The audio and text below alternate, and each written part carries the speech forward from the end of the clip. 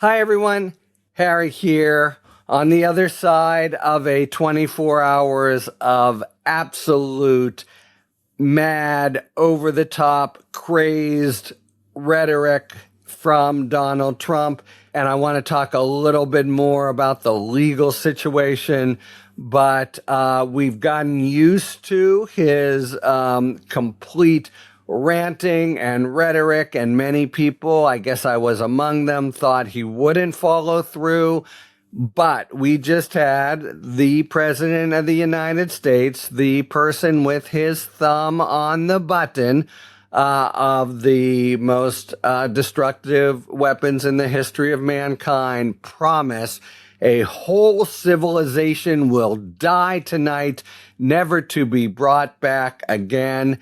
That is bellicose rhetoric, I think, of the sort that's never been heard from at least the leader of a democracy. He was certainly attempting to make it seem as if he intended it, and it is fucking Donald Trump. Who knows what state of affairs could have actually prompted him to say, go ahead and do it. As he did initially with the war, without much preparation or discussion, certainly with the American people. We just have to pause and take a big breath and understand what we are potentially dealing with. So let me start here.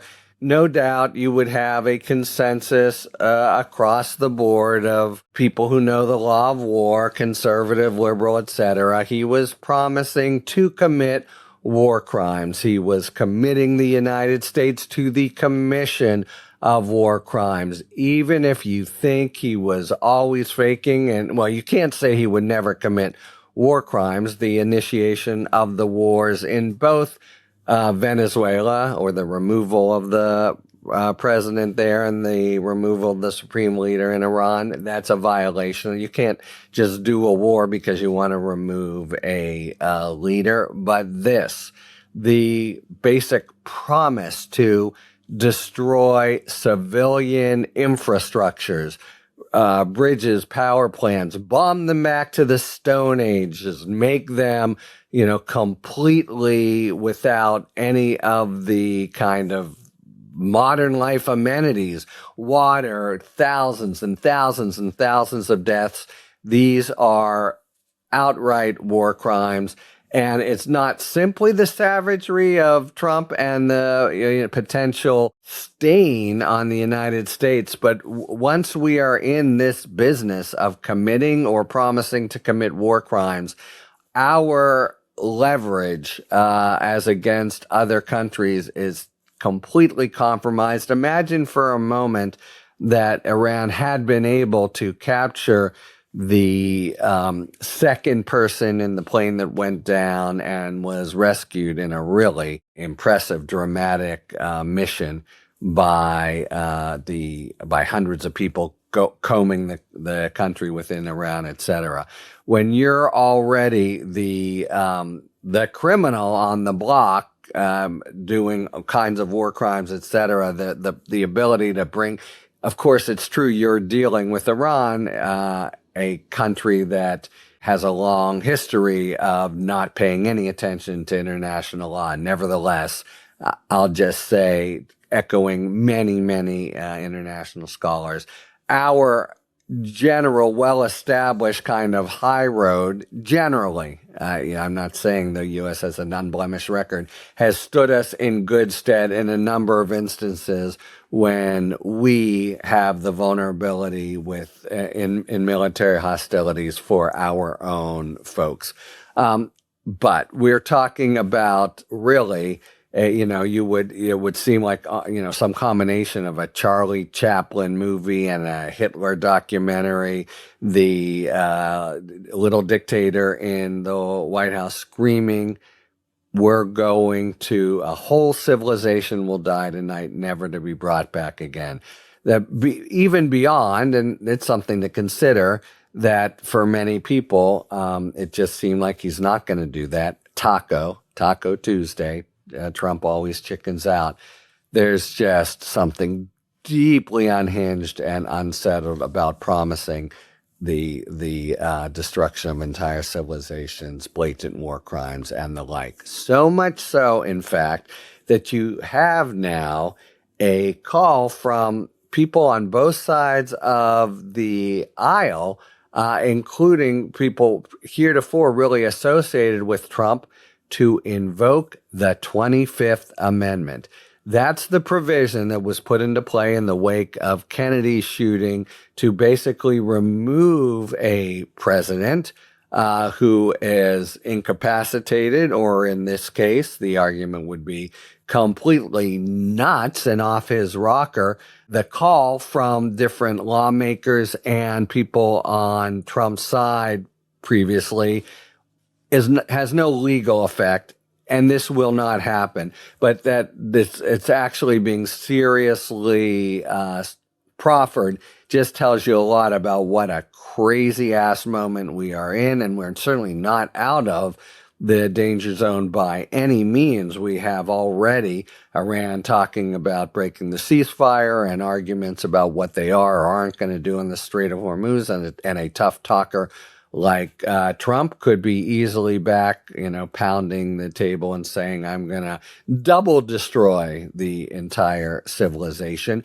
The 25th Amendment, as a quick reminder, is a way to remove a president if his closest or her closest cabinet members say, this person's incapacitated. We got to get him out. Now, this first came up. I always think about this. March of 2017, when he fired Comey, people were so rattled and unsettled that the DOJ and people within the cabinet literally had talks about this. That now seems like the tamest of, he does, more than that when he every morning before breakfast. But that's when we first sort of learned of it as Americans. Just very quickly, if the entire cabinet thinks he's cuckoo or incapacitated, you can take him out. But then there are other ways that he can counter it, and ways through Congress to actually reestablish his tenure. It's really for people who are just, for example, as they worried Kennedy was for a time, non-responsive, literally not able to take the reins. So it's not a realistic idea for getting rid of him, but just, in response to a whole civilization will die tonight, you have really prominent people, Illinois Governor J.B. Pritzker, saying, this guy, he's just got to be removed. It is 25th Amendment time. But also singing the same refrain, conspiracy theorist Alex Jones. Former Congresswoman Marjorie Taylor Greene tweets 25th Amendment, exclamation point, exclamation point, exclamation point. Right-wing podcaster Candace Owens.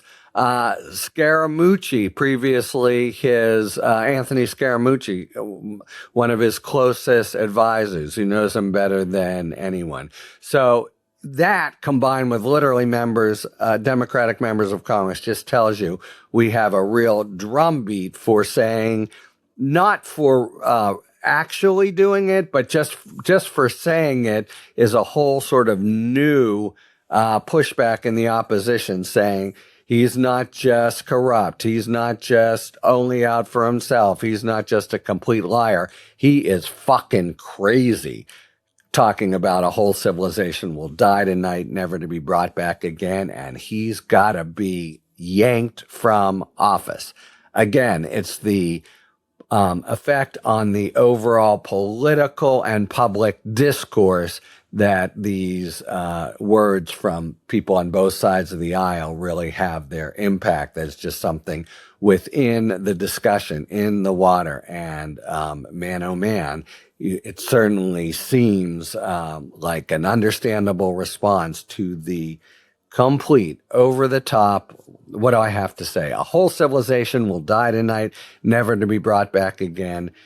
An American president saying that is a moment to immediately consider, wow, how can we replace him not by elections, but like immediately? Talk to you later. Thanks for watching Talking Feds. If you enjoyed this video, please remember to like and subscribe. And for a lot more content, all of my essays, ad-free podcasts, and weekly Ask Me Anything Q&A sessions, check out the Talking Feds Substack and please subscribe there as well. Talk to you later.